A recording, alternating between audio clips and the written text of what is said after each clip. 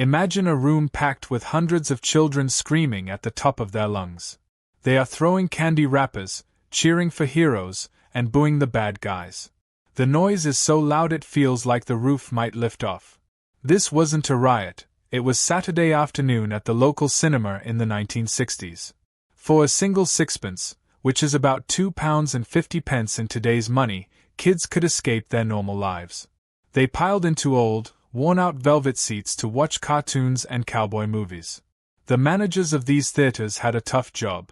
They walked up and down the aisles with flashlights, trying to keep some kind of order, but they secretly loved the energy. The movies always ended on a cliffhanger to make sure the kids came back next week. You might see Flash Gordon hanging off a cliff or Batman stuck in a trap. For the next 7 days, children would argue in the schoolyard about how their hero would survive. It was a shared story that kept the whole neighborhood connected. While the Saturdays were loud, the early mornings had a different, haunting sound. A cry would echo down the empty streets, rag and bone. Any old iron. This was the call of the rag and bone man. He was a familiar character in every neighborhood, almost like an uncle everyone knew. When kids heard him coming, they would run to their sheds or cupboards to find things to trade. They looked for old newspapers, broken bike parts, or worn-out clothes. In this simple economy, everything had a price. The man would weigh the junk with a very serious look on his face. He didn't pay with cash, though. He usually handed over a goldfish in a plastic bag, some balloons, or sometimes a special coin. These men were recycling long before it became a global trend. They knew that old cloth could be made into new fabric and bones could be turned into glue. Nothing was thrown away. When the work whistle blew in the evening, a different migration began. Men would walk straight from the factory gates to the pub. They didn't go home to change first. They walked in wearing their dirty work clothes, with hands still black from a day of hard labor. This wasn't just about drinking beer. It was a way to relax and let go of the day's pressure. They drank bitter beer served at just the right temperature and talked about everything from football to politics.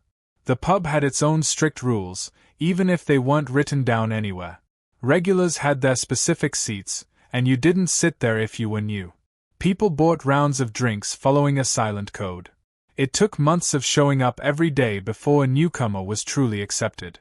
This place acted like a town hall where the community made decisions and built strong bonds. While the men had their evening ritual, the women faced a massive physical battle every Monday. This was wash day, and it took over the entire house. Before automatic machines were normal, cleaning clothes was hard, physical work that required serious strength. The day started before the sun came up and didn't finish until supper. The kitchen turned into a hot, steamy work zone. Women had to boil water in giant copper pots until it was scalding hot. They scrubbed dirty clothes on rough boards until their knuckles were red and sore. After scrubbing, they fed the heavy wet clothes through a mangle, a hand-cranked machine that squeezed out water and could easily crush your fingers if you weren't careful. Finally, they hung the laundry on lines that stretched across the back gardens. It looked like rows of flags waving in the wind. Neighbors would help each other out, sharing tools and advice on how to get stains out. There was a lot of pride involved, too.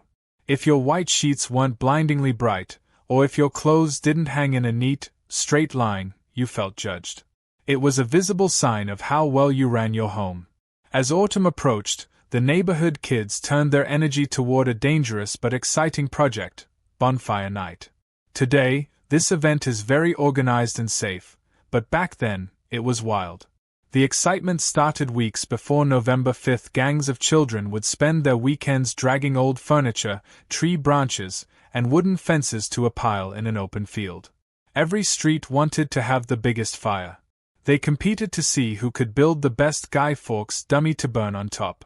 Adults would sneak in dangerous things to make the fire bigger, like old mattresses or cans of paint that would explode in the heat.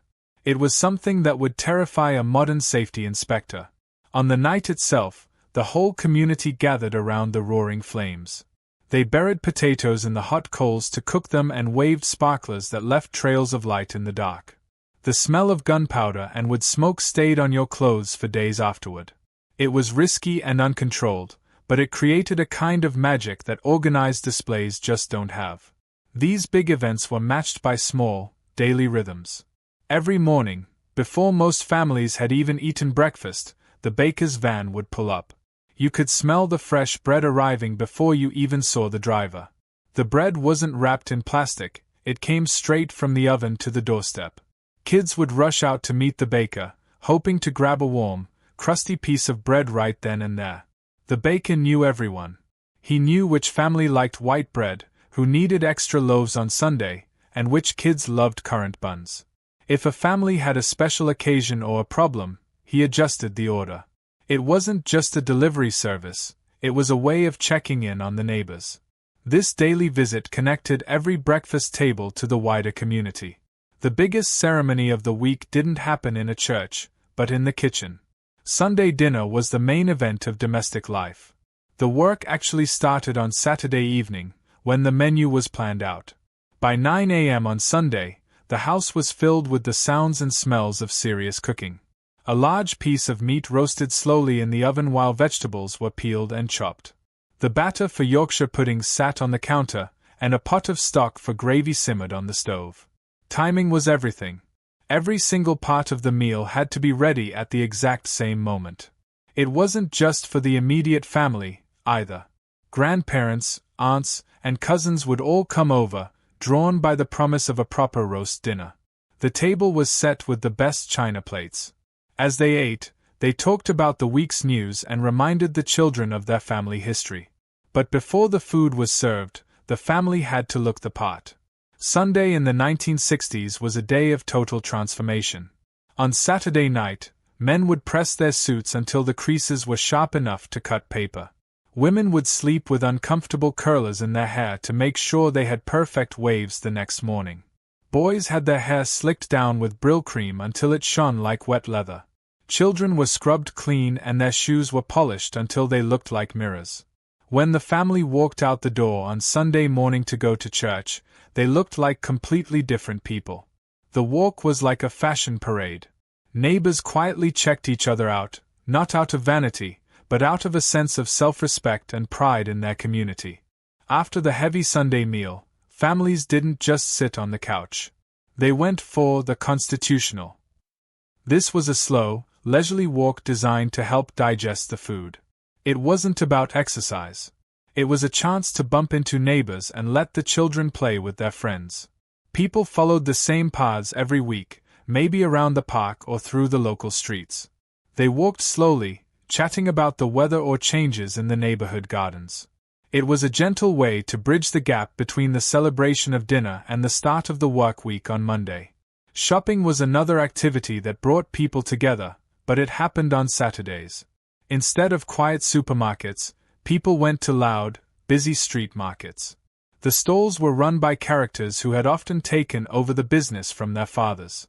It felt more like a theater performance than a shopping trip. Traders would shout out their deals with booming voices to attract customers. "Lovely bananas," or "fresh fish caught this morning," they would yell. It created a rhythm of noise and commerce. You didn't just pick items off a shelf, you negotiated. Regular customers got better prices or maybe an extra apple thrown in for luck. Children watched in amazement as the traders did fast math in their heads and handled money with lightning speed. It was loud, chaotic, and full of life. In the evenings, things quieted down. Families gathered around the wireless set, the radio. This was a ritual that seems very old-fashioned now. They would make cups of hot cocoa, mixing real powder with milk and sugar. Sometimes, they added a marshmallow as a treat. Then, they sat together in the warm glow of the radio valves. They listened to music or stories, but the most hypnotic part was the shipping forecast. The radio announcer would read out a list of strange names: Duggar, Fisher, German Bite. He would describe the wind and the sea: southwesterly 4 to 6, moderate becoming slight. Even people who lived far from the ocean felt connected to the sea through this nightly poem.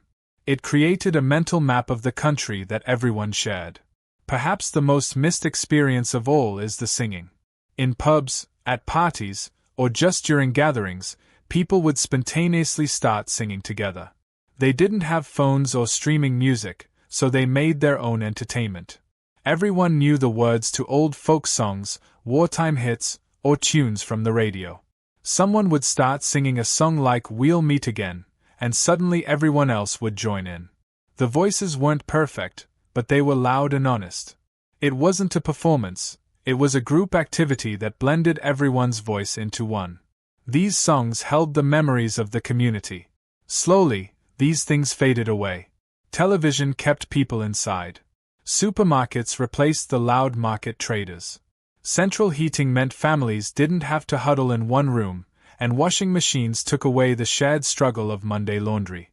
We gained a lot of convenience and freedom, but we lost the rhythm that moved everyone at the same time.